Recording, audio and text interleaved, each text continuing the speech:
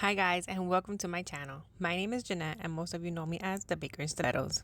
In today's video, I'll walk you through the steps on how to make these flawless chocolate covered Oreos. I also give you helpful tips that might just save you a couple of hours of trial and error. Leave that trial and error part to me. Alright, let's do this. Okay, so when it comes to making chocolate covered Oreos, I like using the double stuffed because it takes most of the space in the actual cavity of the mold.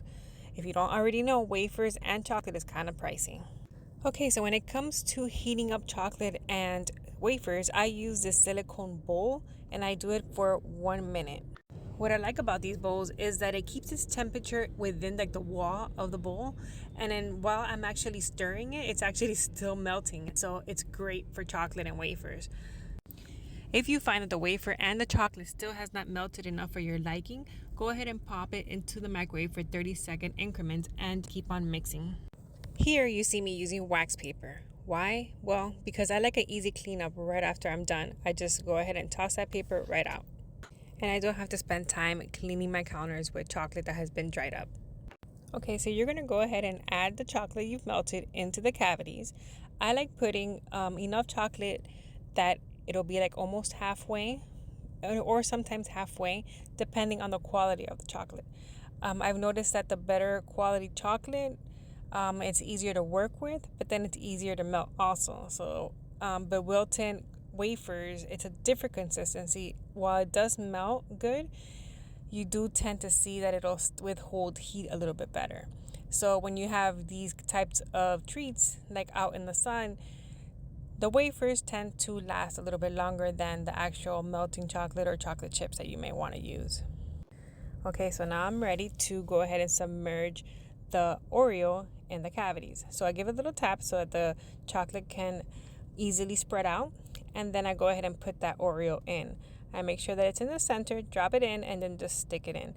Now, I want to be gentle with the pressure sticking it in because I don't want the Oreo to pop out on the other side, meaning I don't want to see the dark side of the Oreo when you flip it over.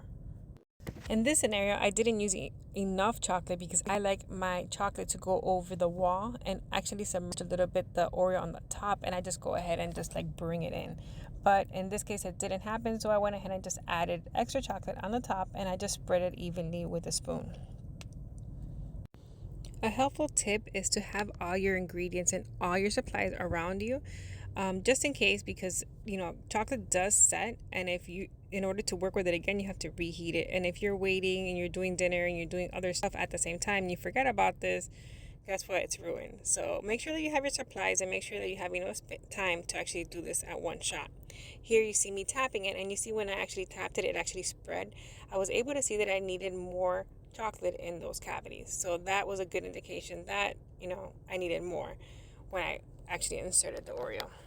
Here I actually raise up the mold so I can see the size, and you see that right there? I don't like that. So I'll use a toothpick and I'll go ahead and just on the side spread it around. Insert the toothpick and just it vanishes in seconds.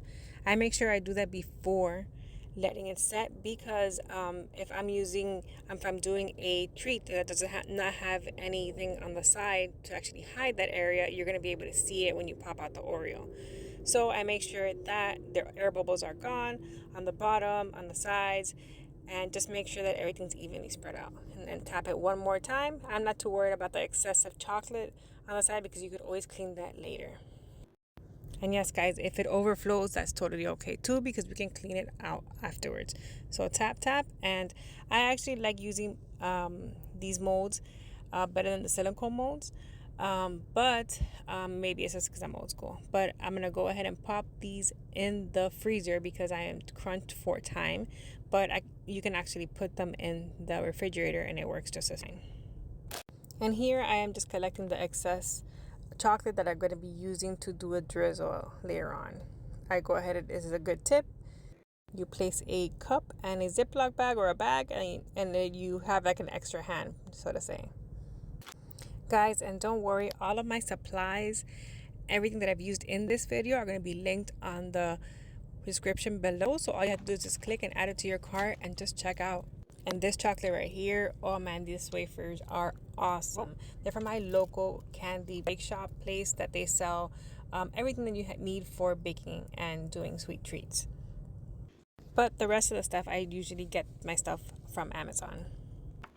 But yeah, so this chocolate, I love it. It's so creamy, it's rich, and it tastes great. And it just gave me a great look. I didn't have to color the chocolate. It was a perfect color for the look that I wanted. These chocolate covered Oreos, I actually did them for a bohemian chic baby shower, and wait until you see the finished product. They came out amazing. But yeah, you can even tell on the consistency of the chocolate, it's really, really good.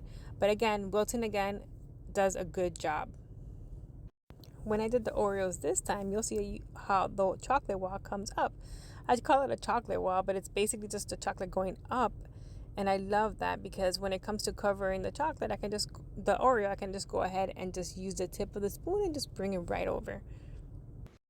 But yes, guys, the consistency of this chocolate is great. And the texture was great. I actually did it for a bohemian chic baby shower. So the look and the color, I didn't have to mix it in with anything else. The color was just perfect. So that's why I chose this chocolate. But again, you'll see that the little walls, I'll be able to just bring in the little chocolate walls and just cover the Oreo so easily.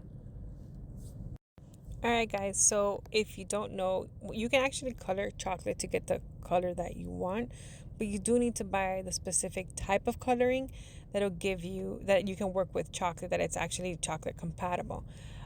This was so much easier because I was able to find the color that I needed and I didn't have to do any mixing, so this was perfect.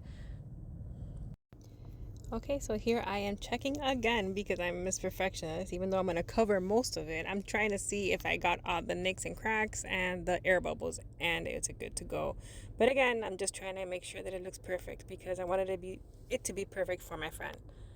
And guys, bear with me as this is my first YouTube video and first voiceover, so sorry if I repeat myself. Here I saw that it was a little bit lifted on the top, so I went ahead and used a toothpick just to press it in a little bit more. I think I didn't press it in enough. So there you go. This is how they come out when you take them out of the refrigerator. This one, I didn't let it set too much, and you see that little area right there, that white part. I don't like taking it out of the mold if it looks like that. I pop it into the refrigerator for about 10 more minutes, and voila, they come out like that. So I don't know. I think it's like a space gap or something that's on the top, but I know that I'm going to be covering it anyways, but it gets stuck to the molds, and that's because I didn't give it enough time to actually freeze up. And here are the other ones, the light beige ones. They came out great too. And then these I let sit too long in the refrigerator and they got like frostbite. But again, I'm not too worried because I'm going to be covering the top of that. Another tip, your mistakes are not mistakes. They could always be corrected, so don't worry about them. Here you'll see how I was talking about earlier, how I like folding in the chocolate, and it's so much better that way. It's not so much chocolate that's overused or wasted, but it was just the right amount of chocolate. So I like folding it in just like that.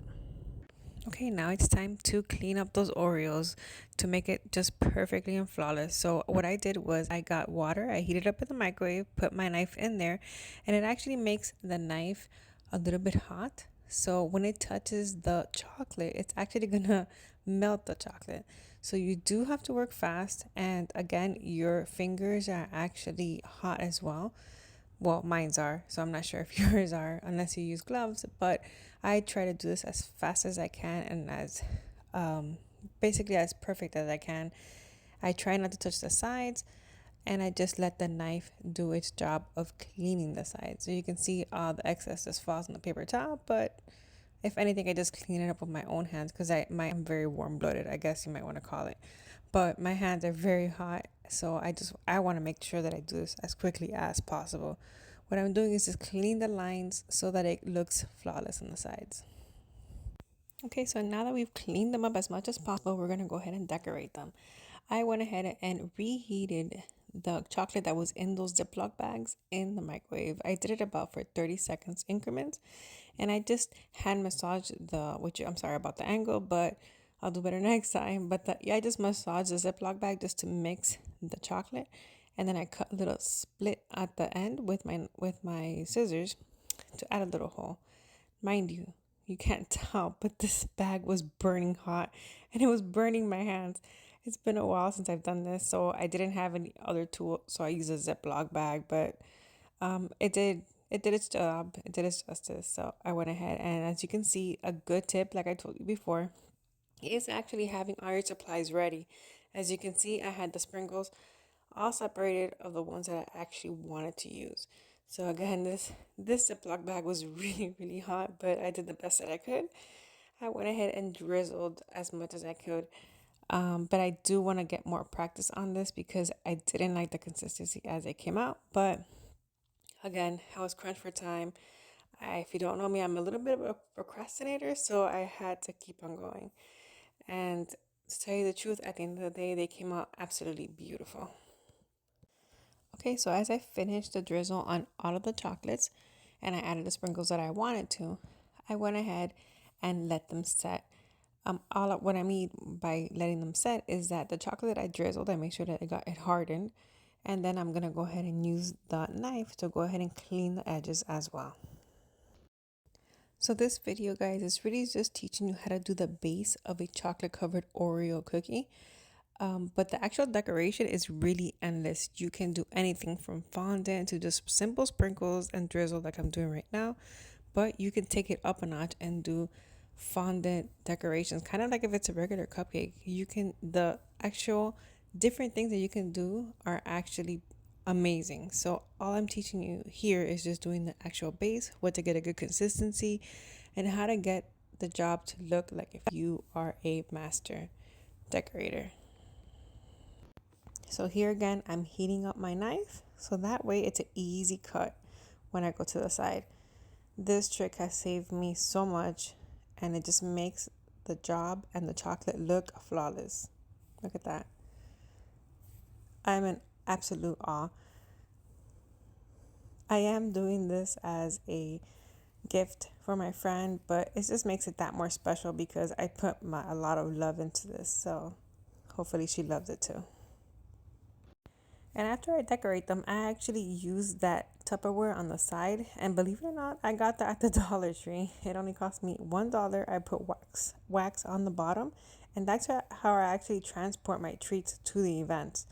I just make sure that my car is fully cooled and it's not hot because obviously these treats will melt. But pretty much I am just ready, getting them ready to set and go for the day of the event. Another tip, I love doing chocolate covered Oreos because honestly, you can do these days, if not a weeks in advance, because chocolate does not go bad, and now you do Oreos. So the Oreo is actually sealed with the chocolate, so you can do these well in advance. Guys, here's a finished product. Let me know what you think in the comments section, and also let me know what other tutorials you want me to do for you. Don't forget to subscribe so you can get notification when videos are uploaded. Thank you and bye.